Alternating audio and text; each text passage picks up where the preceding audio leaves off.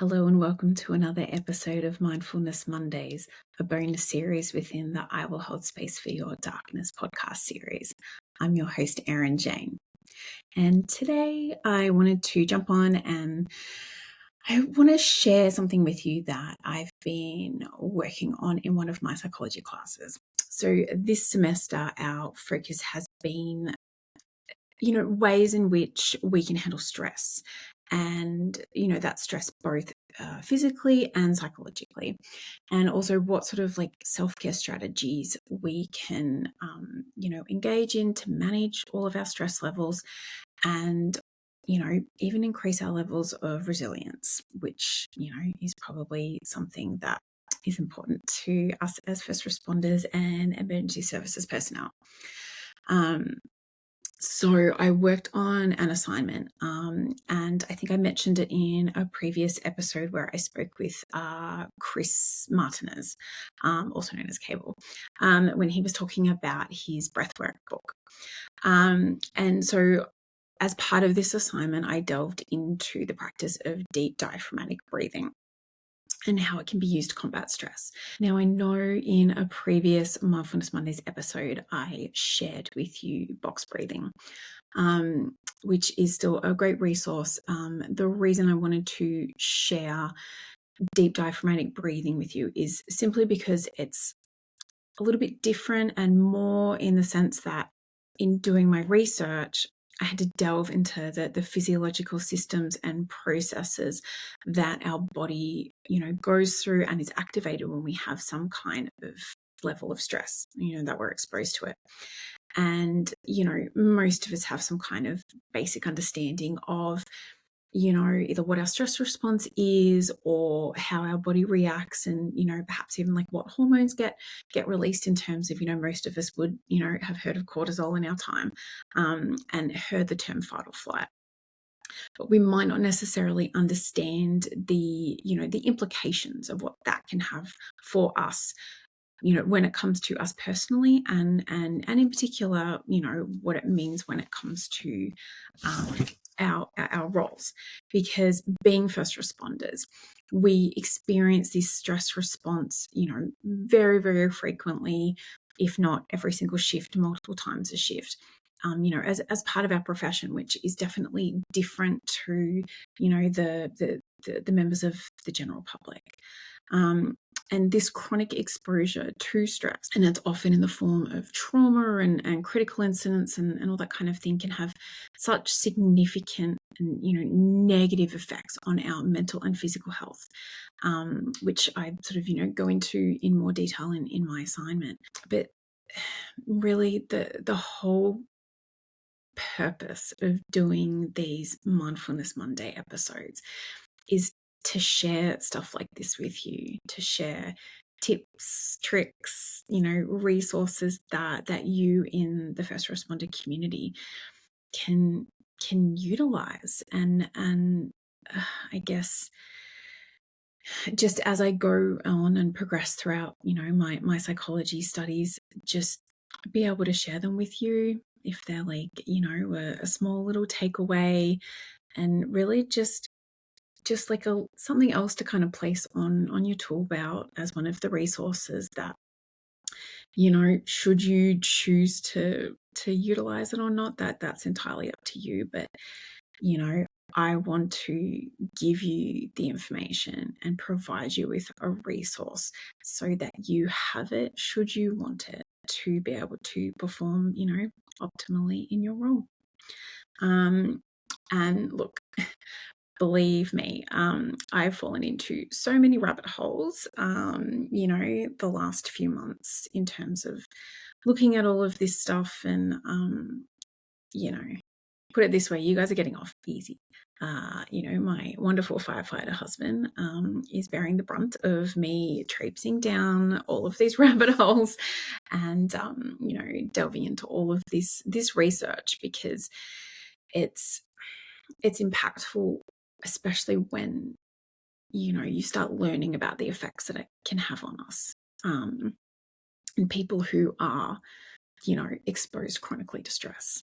And as someone who, previously did, that role, it's definitely something that I guess I'd sort of known about a little bit earlier, and especially, the person that I love and want to, look after the most. It's his reality every single week, multiple times a week. So I want him to be as healthy as he possibly can be. So like I said, he is bearing the brunt of all this knowledge. I've got him, starting on new vitamin regimes to try to help combat like the oxidative stress that you get in your system, and lower his cortisol levels and all that kind of thing. And I'm, providing him the information of, various relaxation techniques and, breathing exercises and stuff like that for him to, utilize and try at work should he want to. So I'm sure he's really loving it right now. But he is kind of, my personal guinea pig. So I'm sharing like a little tidbit with you guys right now.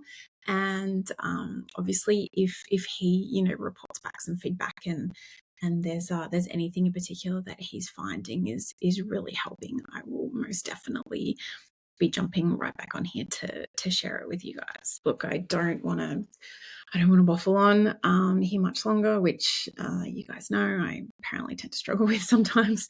But I guess it's just to say that the purpose of sharing these things with you, and this week it's deep diaphragmatic breathing. It's because relaxation and mindfulness techniques, look, I get it, although starting to hear about it initially, and I would very much have been in that place. You might roll your eyes and think, oh, fucking sounds like bullshit. And I do get it. I do get that cynicism or the, fucking I'll be right attitude. But the things that I'm wanting to share with you in particular today, and as I, progress on through my psychology studies and sharing, different strategies with you here, it's because they are evidence backed and empirically researched therapeutic approaches that realistically it's placing you back in control of your own body and your nervous system. And as first responders, I think we know that we like to be in control most of the time. And so we obviously cannot control certain physiological responses that our body goes through, and the, stress response, that fight or flight reaction, we have no control over that. Number one, we can't control when it occurs. Number two, we actually can't control which response we respond in, if that makes sense. So as in there's fight or flight, and then there's also freeze, and there's fawn. So there's actually 4 responses. In my presentation, I basically kind of just focus on the fight or flight, but it is something that, I probably will address in a different episode, that sometimes there is great shame in the way that we respond to things because we can't always control it. But trying to, I guess, just giving you the information and providing you this knowledge and linking, in this instance, deep diaphragmatic breathing and linking it to your relaxation response and showing you how one affects the other. I'm really just trying to provide you with knowledge and the capacity for you to be able to calm yourself down in a moment of your choosing by your own actions. And all of the research that I delved into, which I cover off in the fun-filled PowerPoint presentation that I've included in this podcast episode, it's just really trying to hand you the keys back to your own system, helping you find a balance just by doing some breathing techniques. And that's really it. That's as simple as it gets. And look, whether you choose to utilize it or not, that's entirely up to you. It's I'm just throwing it out there as a resource because I think it's worthwhile. I think having the ability to control our bodily systems and functions in terms of bringing ourselves out of that fight or flight, that stress response, and drawing yourself back into a relaxation response, which is part of the parasympathetic nervous system. I think it's important, and I think it's something that, as first responders, we should be given these tools and these resources, because I think we all know we're at higher risk of suffering so many mental and behavioral health conditions as a result of the things that we do with our job. And the same as, a lot of negative physical health outcomes and expectations due to our shift work, due to chronic stress, due to trauma exposure, all of the things. So this is just one small way to be able to help you combat some of that, and that's it. And it's, you'll see on the slides, if you choose to watch this, that there's like the research papers that and the journal articles that I've utilized to get this information. So it's proven to make a difference, and that's what it's all about, really. So I don't know, some people have different preferences in terms of how they prefer to, engage with podcasts. Some people just like to listen. I know I'm sort of someone who mostly just likes to listen. But I do release video episodes of these on Spotify and on YouTube. And the main reason that I would implore anyone who perhaps doesn't normally just to jump on and watch the rest of this episode in the video format is because the assignment is actually a PowerPoint presentation, like I mentioned earlier, and there is extra information on the slides as well as what I speak. So yeah, if you're interested, you can jump on and watch it somewhere. If you haven't already, you can subscribe on Apple Podcasts, Spotify, YouTube. So anytime I release a new episode, you get it in your hot little hand or hot little device, or whatever way you choose to engage in your podcasts. But yeah, if there's extra information that you would maybe want to see that are on the slides, I would encourage you to give it a watch. It had to be under 6 minutes, so it's not very long. And as always, if there's any questions you have or anything else like that, always feel free to reach out. And finally, I will wrap it up, and after I finish speaking, that's when the PowerPoint presentation will commence. I do just want to give a quick shout out to one of my girlfriends back home in Australia, who has always been an amazing support for me. Just throughout sort of life, the whole time I've known her, and as well, venturing down the path of doing this podcast. And she reached out to me last night, so Sunday night American time, Monday morning Australian time, and was like, hey, I've been listening to your Mindfulness Monday episodes. I really like them. And I was like, cool, thanks, babe. She was like, what the fuck? She's like, why isn't there one today? So thank you, Em, for shoving a rocket up my ass and making me jump on and release this, albeit a few hours late when it comes to my Australian audience, but bang on time for Monday for the American audience. So thank you to her for making sure that I get this out and didn't wait till next week, because yeah, it's something that I definitely want to share with everyone. Super simple. I hope there's something in it for you, that you find some kind of benefit. And like I said, any questions, reach out and let me know. Otherwise, yeah, I hope you'll give it a try, and I'm always open to hear about anything that you found beneficial from any of these episodes.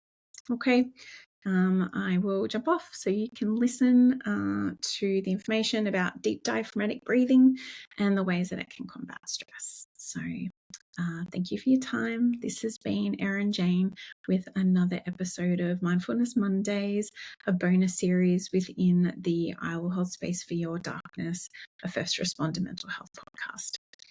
Thank you again. And as always, let me listen in a way you've never been heard. Cheers.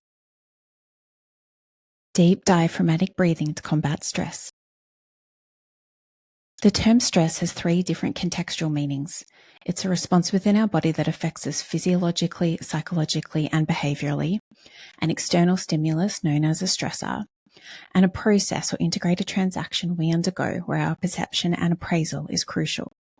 Essentially, stress is when something in our external environment is placing a demand on us that could be viewed as dangerous or threatening, and an adaptation is necessary in our actions and behaviour. Experiencing this stimulus triggers a physiological response within our body, where our sympathetic nervous system is activated, a process instigated by the hypothalamus, sending acute signals to our adrenal and endocrine systems that we are under threat and our body requires immediate action. Known today as the fight or flight response, a primitive survival adaptation which remains as part of our physiology today. This response includes the release of stress hormones like cortisol into our system and increases our heart rate, body temperature, blood pressure, breathing, and causes other physical responses. While we can't control this response, our amygdala-based assessment of the perceived threat is important in how we react and respond. It's also important to note that our assessment can be skewed and inaccurate. Our body is naturally designed to return to a state of equilibrium, known as homeostasis, once the threat is over. This balance to our stress response is our relaxation response, controlled by our parasympathetic nervous system and also regulated by the hypothalamus. It communicates to our body to reverse all the actions of the stress response, allowing our body to rest and recuperate. However, stress experience over a prolonged period has serious implications for our health, both physically and psychologically. Our fight or flight response was adapted to be an acute reaction and isn't designed to be sustained over extended periods of time. Chronic stress causes severe inflammation, lowering our immune system efficacy and cognitive functions, increases the risk of many conditions including cardiovascular disease, heart attack and stroke, as well as the onset of mental health conditions, and increases the chances of maladaptive coping strategies. Deep diaphragmatic breathing is a controlled breathing technique, also known as belly or abdominal breathing, taught for relaxation, where our respirations are slowed and deepened by fully engaging the diaphragm. It can be completed in a seated, standing, or prone position, with hands positioned strategically to ensure respirations are completed effectively. It consists of deep breaths in through the nose and exhaled out through the mouth, often involving counting or pausing, and can be personalized for the individual, capable of being utilized anywhere with a positive psychological and physiological impact. By lowering our respirations, this breathing mimics our body's natural mechanism to activate our parasympathetic nervous system, triggering the relaxation response. This is the main goal, returning our body to homeostasis. As both states can't function in the body at the same time, it denies the stress response the opportunity to still operate, so our sense of arousal is replaced by one of calm. It mitigates the stress response with immediacy and efficacy by lowering the levels of stress hormones, decreasing our heart rate and blood pressure, essentially all of the bodily functions and systems activated previously when under stress. By reducing our stress, it provides a sense of autonomy over our subjective sense of well-being, lowers the risk of numerous mental health conditions, and negates the effect of stress on our cognition and brain function. It decreases many of the physical health risks like heart attacks and cancer. Inflammation throughout the body is reduced, which means our immune system can function optimally, and this breathing itself is an adaptive coping strategy. Control is beneficial for self-efficacy, and by controlling our breathing, it also assists in regulating our mood, arousal level, and emotions. It can also provide a higher sensitivity and understanding of our own internal states, where we can learn to anticipate the imminent rise of our stress levels and engage in this breathing to intuitively counteract it. Deep diaphragmatic breathing is a controlled breathing technique and relaxation tool that can enhance the regulation of our stress response. It's an easy, readily available, self-directed practice and can be taught through psychoeducation and used universally, promoting adherence to it as a low-cost resource. It promotes a sense of autonomy, self-efficacy, and control over the regulation of one's psychophysiological state. Our stress response is a biological process that we can't control, so possessing the power to return ourselves back to homeostasis is important, especially for those with a biological predisposition or frequent environmental exposure. With regular practice, stress can be effectively managed, allowing for greater resilience and acute relief, even used preventatively. However, the context of when this is offered is important. It's not an overall remedy or cure for stress, but rather an immediate mitigation and coping skill. The underlying cause of stress requires identification and treatment. In a clinical environment, sufficient psychoeducation should be provided. Any patient suffering any kind of respiratory condition, a recent injury or surgery, should definitely check with their physician. Collaboration is important. The patient should be a willing participant, and any religious or cultural considerations should be accounted for. For any patients who have experienced trauma or any psychological condition or symptom as a result, consideration should also be shown. A certain level of trust must exist for a patient to want to place themselves in a relaxed state, which could feel incredibly vulnerable for them after existing in a chronic state of stress. A directed session may be more appropriate before self-directed practice in this instance. To combat stress, deep diaphragmatic breathing as a self-care practice and relaxation strategy is a remarkable resource. The ability to alter our physiological state by taking a few deep breaths is something that should be utilized and promoted more. Thanks for your time.